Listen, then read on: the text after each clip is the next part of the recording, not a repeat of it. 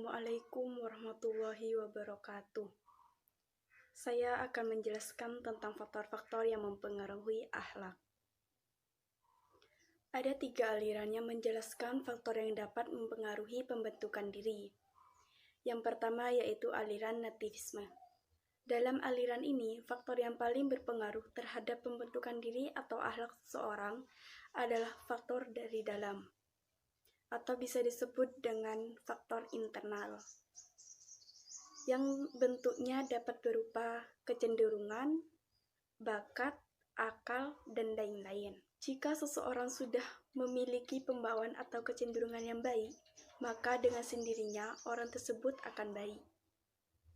Aliran ini lebih menekankan kepada potensi batin seseorang. Aliran yang kedua yaitu aliran empirisme. Dalam aliran ini, faktor yang paling berpengaruh terhadap pembentukan diri atau akhlak seseorang adalah faktor dari luar, atau bisa disebut dengan faktor eksternal, seperti lingkungan sosial, pendidikan, dan pembinaan. Jika pendidikan dan pembinaan yang diberikan kepada anak itu baik, maka baiklah anak itu. Begitupun sebaliknya. Aliran ini tampak begitu yakin kepada peranan yang dilakukan oleh dunia pendidikan atau pengajaran. Aliran yang ketiga yaitu aliran konvergensi. Dalam aliran ini, faktor yang paling berpengaruh terhadap pembentukan diri atau akhlak seseorang adalah faktor internal dan eksternal. Faktor internal yaitu pembawaan dari diri si anak, dan yang eksternal pendidikan dan pembinaan yang diberikan secara khusus. Fitrah dan kecenderungan ke arah yang baik yang ada dalam diri manusia dibina secara intensif melalui berbagai metode.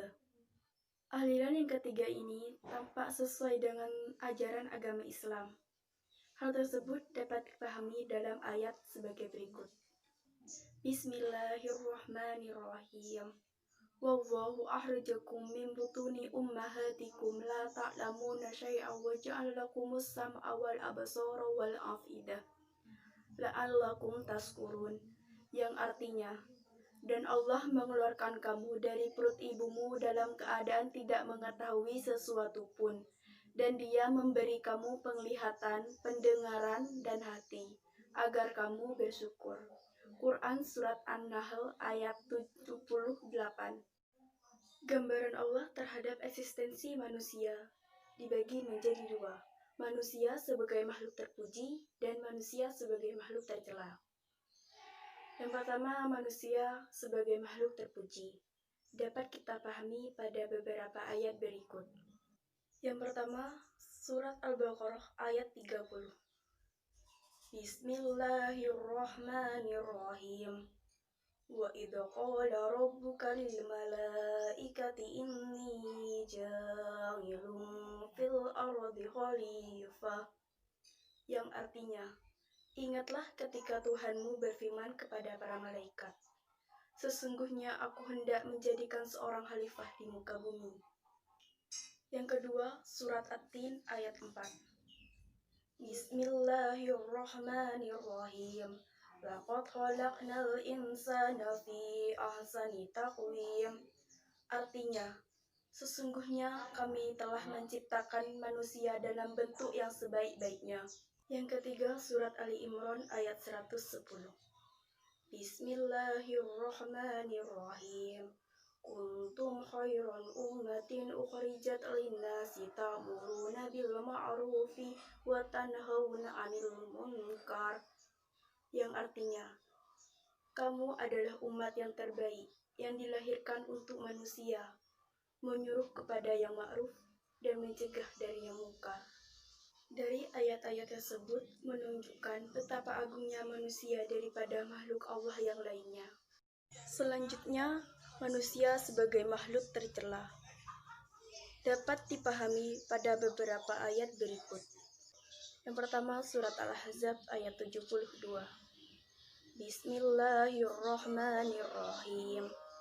Innahu kana doluman jahula, yang artinya, sesungguhnya manusia itu amat zalim dan amat bodoh. Yang kedua, surat Al-Alaq ayat 6. Bismillahirrahmanirrahim. Kalla innal insana layatgha. Yang artinya, ketahuilah, sesungguhnya manusia itu benar-benar melampaui batas. Yang ketiga, surat Al-Hajj ayat 66. Bismillahirrahmanirrahim. Innal insana lakafur. Yang artinya, sesungguhnya manusia itu benar-benar mengingkari nikmat. Dari ayat-ayat tersebut menunjukkan bahwa manusia dalam kesombongan dan keangkuhannya menyalahartikan pemberian Tuhan itu sebagai hasil prestasi sendiri. Dari ayat-ayat tersebut menunjukkan bahwa manusia dalam kesombongan dan keangkuhannya menyalahartikan pemberian Tuhan itu sebagai hasil prestasi sendiri. Beberapa faktor yang mempengaruhi akhlak. 1. Insting. Secara behavioristik, insting merupakan tuntutan untuk beraktivitas. Sedangkan penganut natisme beranggapan bahwa insting adalah faktor internal dari kondisi psikis manusia. Lalu dapat dijabarkan, insting adalah kesanggupan melakukan hal-hal yang kompleks tanpa latihan sebelumnya, terarah pada tujuan yang berarti bagi si subjek tidak disadari dan langsung secara mekanis. 2. Pembiasaan. Dalam akhlak, pembiasaan merupakan sebuah keniscayaan yang harus diwujudkan. Sedangkan dalam Islam disebut dengan istiqomah. Pembiasaan terhadap kebaikan akan melahirkan kegiatan yang baik. Hal tersebut dapat dijabarkan bahwa pembiasaan adalah perbuatan yang sering diulang sehingga menjadi mudah dikerjakan. Seperti halnya melakukan sholat tahajud. Apabila melakukannya dengan istiqomah, maka akan menjadi pembiasaan yang baik. 3. Tradisi. Terbentuk dialog antara individu dengan lingkungan, menjadikan individu terkungkung dengan kebiasaan yang melingkarinya.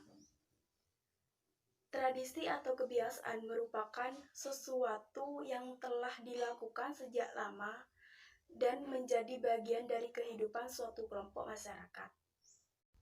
Seperti halnya melakukan tradisi petik laut.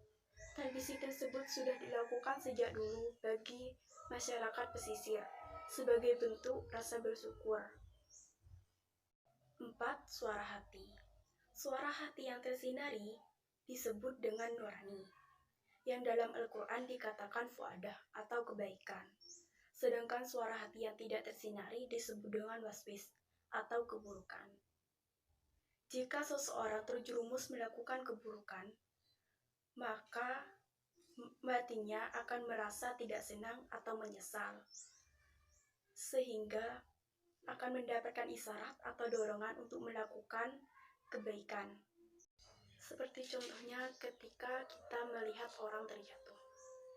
Dalam hati kita akan merasa kasihan dan kita akan mendapat dorongan untuk menolong orang tersebut. 5. Kehendak. Kehendak bersinonim dengan kemauan, sedangkan keinginan bersinonim dengan hasrat. Ketika keinginan diberi penekanan, maka ia akan naik menjadi kehendak. Kehendak ini adalah suatu fungsi untuk dapat mencapai sesuatu, dan kehendak itulah menjelma niat yang baik dan yang buruk, sehingga perbuatan atau tingkah laku menjadi baik dan buruk. 6. Pendidikan. Sebelum kehendak menentukan pilihan yang ditetapkan bantuan akal fikir sangat dibutuhkan untuk memberikan pencerahan. Semakin banyak pengetahuan yang diserap, maka semakin banyak alternatif yang ditawarkan kepada kehendak.